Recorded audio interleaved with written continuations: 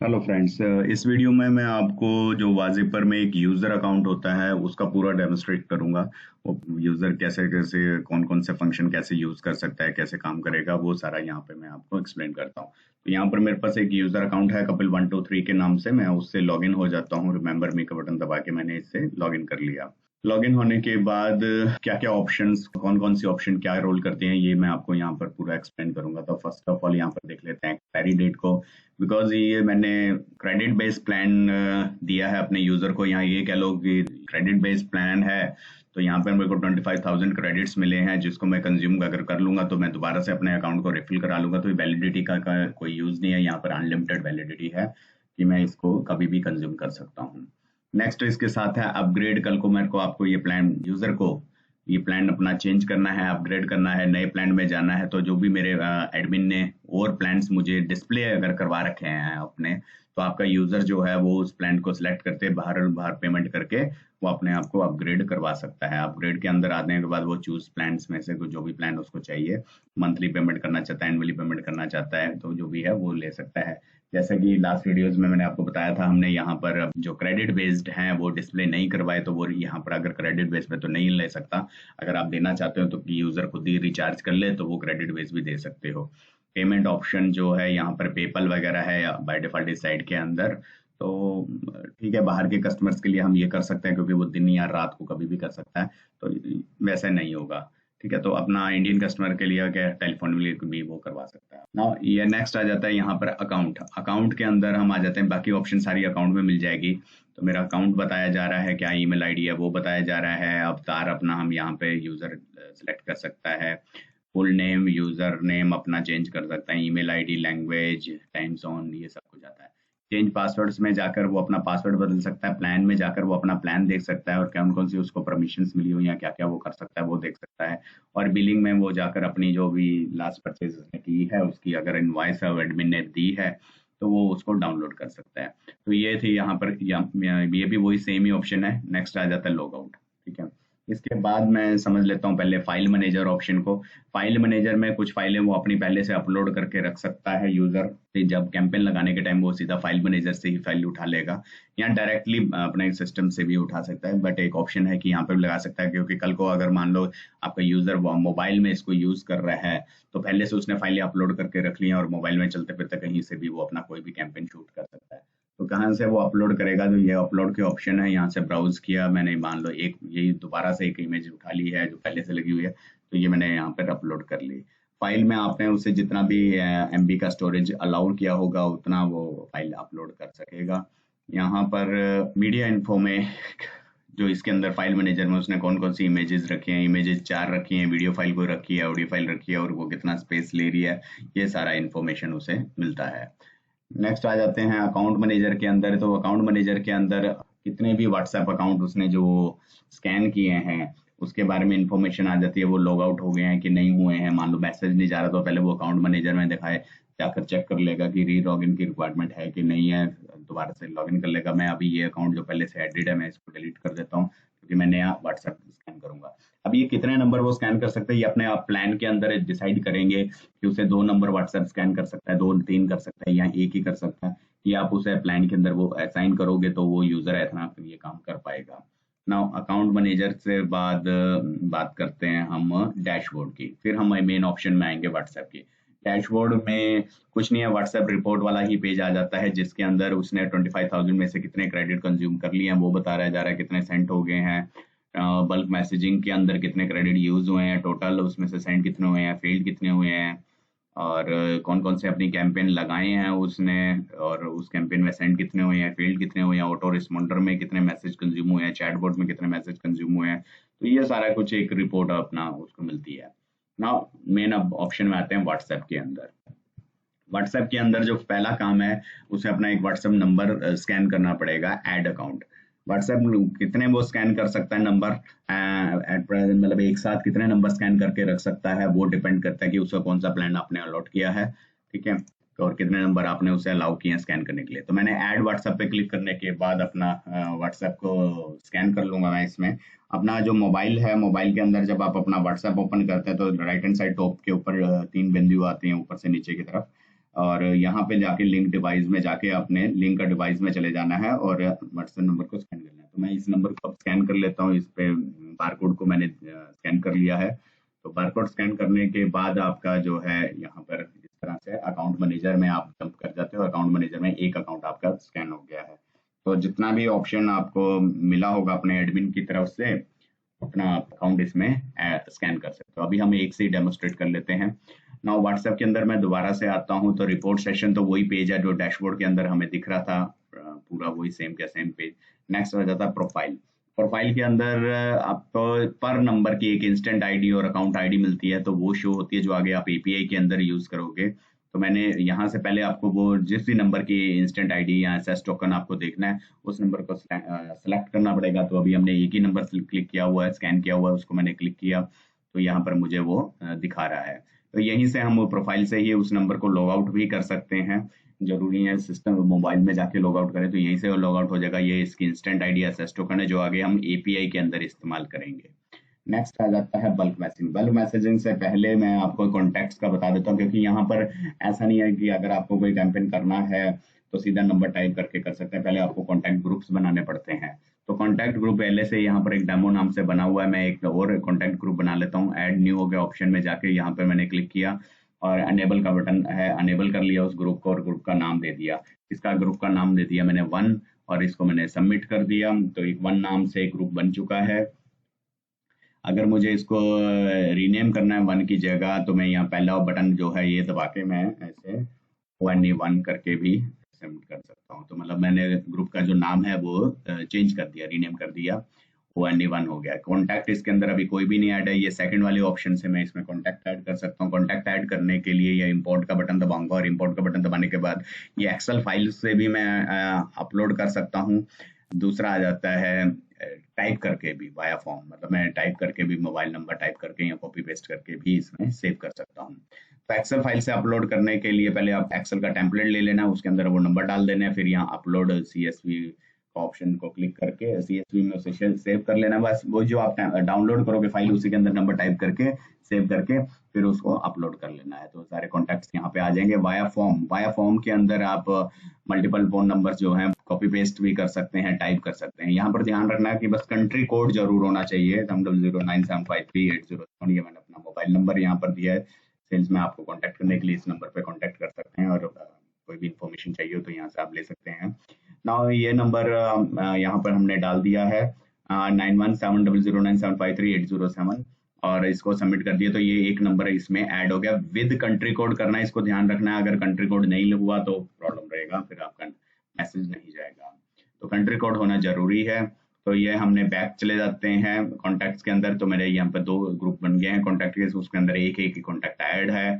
Now अब मैं वापस जाता हूँ बल्क मैसेजिंग वाले ऑप्शन में। बल्क मैसेजिंग वाली ऑप्शन में आने के बाद पुराना ये कोई कैंपेन है जिसे हम डिलीट भी कर सकते हैं और अपने नए कैंपेन भी बना सकते हैं। तो न्यू कैंपेन पे मैंने क्लिक करना है। क्लिक करने के बाद सिलेक्ट प्रोफाइल, जितने भी नंबर हैं उनको आप सिलेक्ट करते रहेंगे। ठीक है, मान लो आपने 4 नंबर व्हाट्सएप के स्कैन कर रखे हैं तो चारों को आपने सेलेक्ट कर दिया। 4 को सिलेक्ट करने का मतलब ये है कि मान लो अभी मेरे को एक ग्रुप है उसके अंदर 1000 कॉन्टैक्ट्स है, मतलब 1000 नंबरों पे मुझे व्हाट्सएप करना है। तो एक ही नंबर से करूंगा तो नंबर ब्लॉकिंग की भी रेट रहता है कि इतना कैंपेन एक ही दिन में मैंने इतना लगा दिया। तो मैं ये भी कर सकता हूँ। और यहाँ मैं अगर स्लो कैंपेन को रखूंगा तो टाइम ज्यादा लग जाता है। तो इसलिए मैं 4 नंबर से इकट्ठे स्कैन कर लेता हूँ ताकि 1000 का कैंपेन जो है वो 4 व्हाट्सएप नंबर में डिवाइड हो जाए, तो अच्छा रहेगा। बट ये अगर ऑप्शन आपको अपने कस्टमर को दे रखी है तभी वो कर सकेगा। जितना भी आप नंबर उसे स्कैन करने की परमिशन देते हो उतना वो कर सकेगा। प्लान्स के अंदर अपने पैकेजेस जब आप बनाते हो तो वहां पर आप ये देते हो कि कितने अकाउंट्स अपने वो स्कैन कर सके। हाँ, कैंपेन नेम कुछ भी आप रख सकते हैं। यहाँ पर मैंने ऐसे ही समथिंग कुछ भी कैंपेन नेम रख दिया। कॉन्टैक्ट ग्रुप में से किस ग्रुप पे करना है, मैंने 1 नाम का ग्रुप बनाया था, उस पर मैंने सेलेक्ट कर लिया।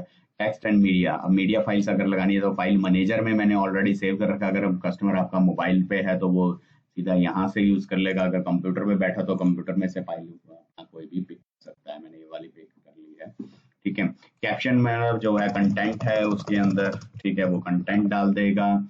और गेट कैप्शन ये ऑप्शन हमने अलाउड नहीं करी है, just like a template.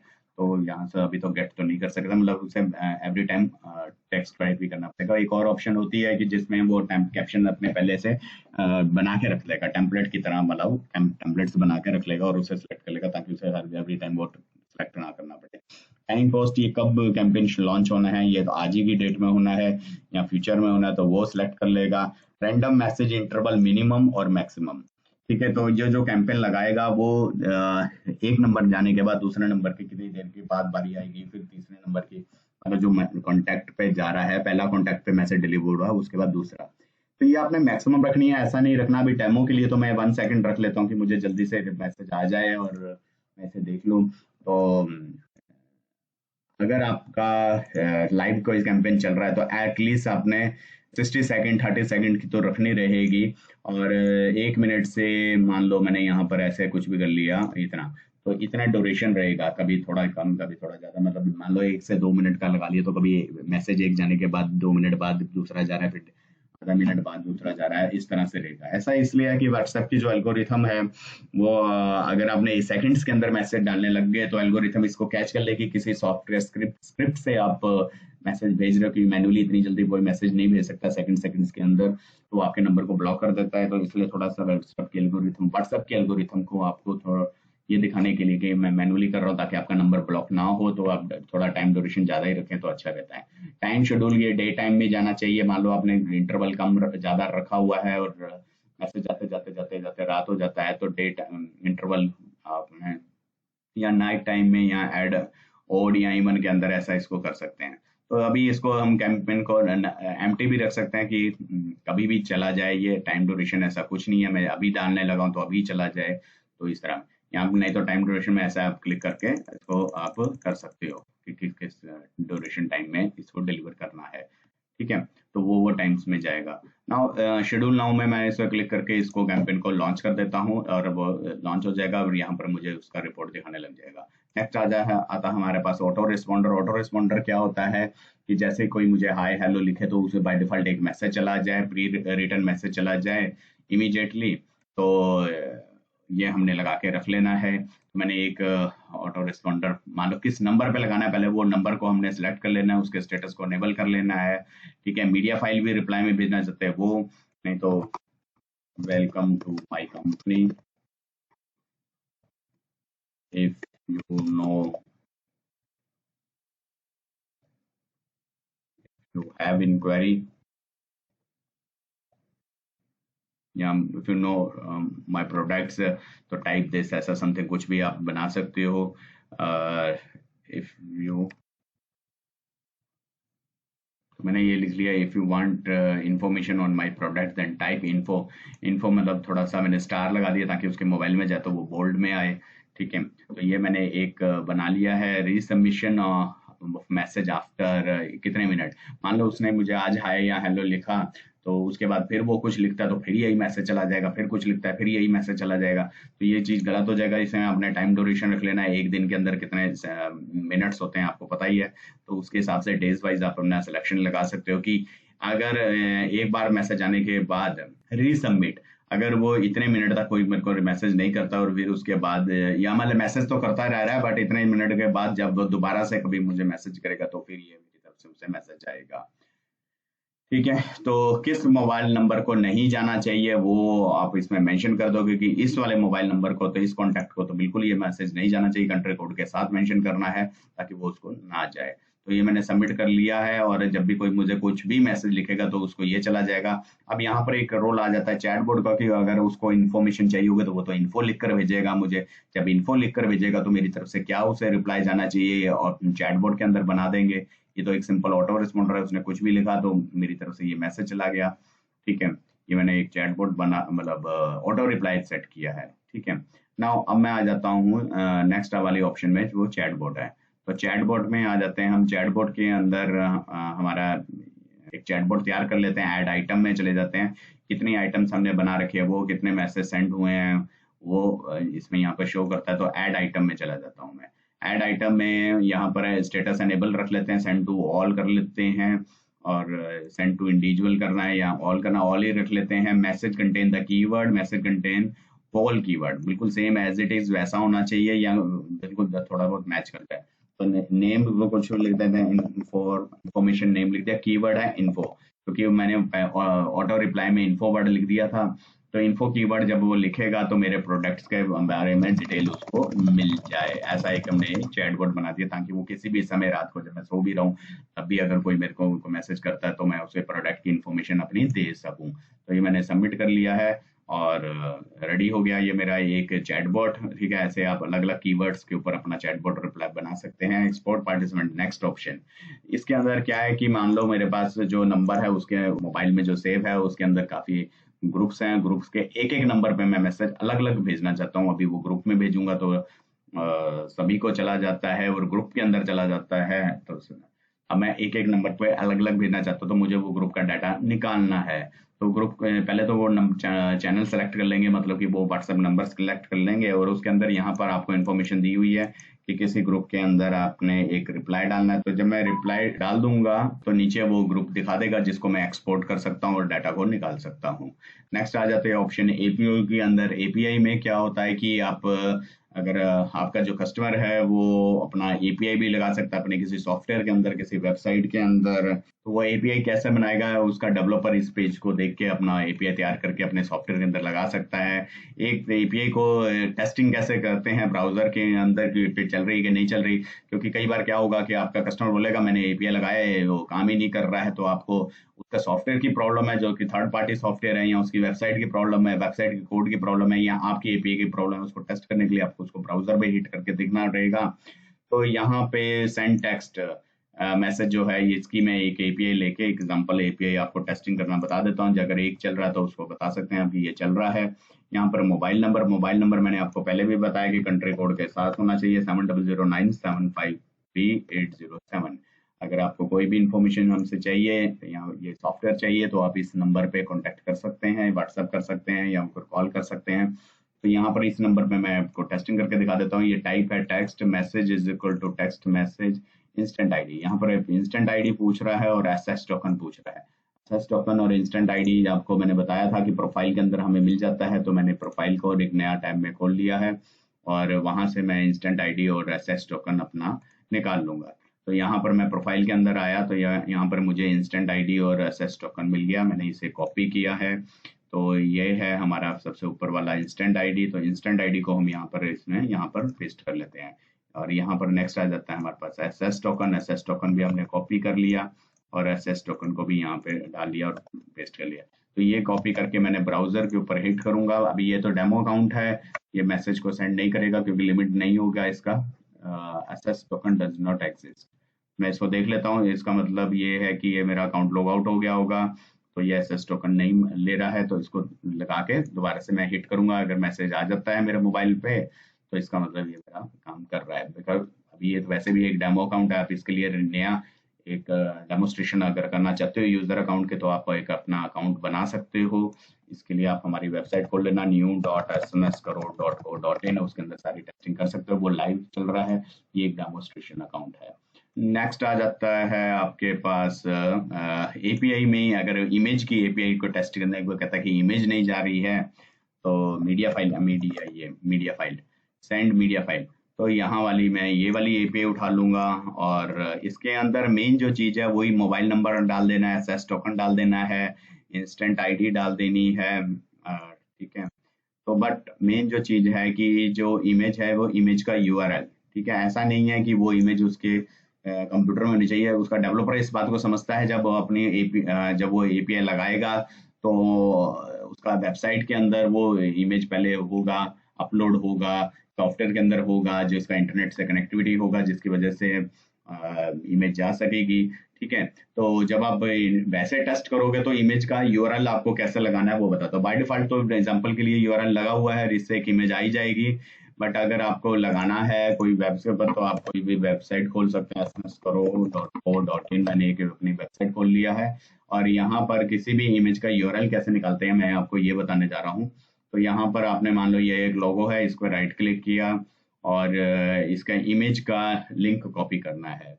Now copy image copy image link कर लिया है, और कॉपी इमेज लिंक के बाद यहाँ पर सिलेक्ट करके इसको पेस्ट कर दिया। तो यहाँ पर उसने इमेज का लिंक ले लिया है smscorp.co.in के अंदर, यहाँ पर ऐसा ये इमेज लगा पड़ा है और ये फाइल है।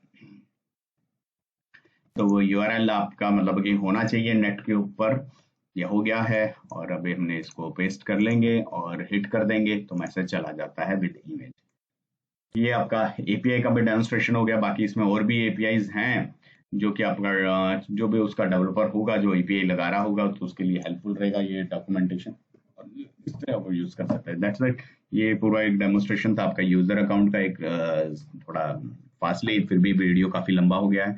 अगर आपको इस तरह की और भी वीडियो चाहिए या वाजे पर गया अदर एप्लीकेशंस के बारे में, हम नई एप्लीकेशन जो लेके आते रहते हैं और आगे बहुत ही ऑफर रेट देते रहते हैं, तो आपको इन्फॉर्मेशन चाहिए तो अभी ये चैनल को जरूर सब्सक्राइब कर लेना और बेल आइकन भी दबा के रखना ताकि आपका जो नोटिफिकेशन है वो आपको मिलता रहे और आपको टाइमली जैसे हम वीडियो अपलोड करें तो आपको पता चलता रहे। Okay, thank you.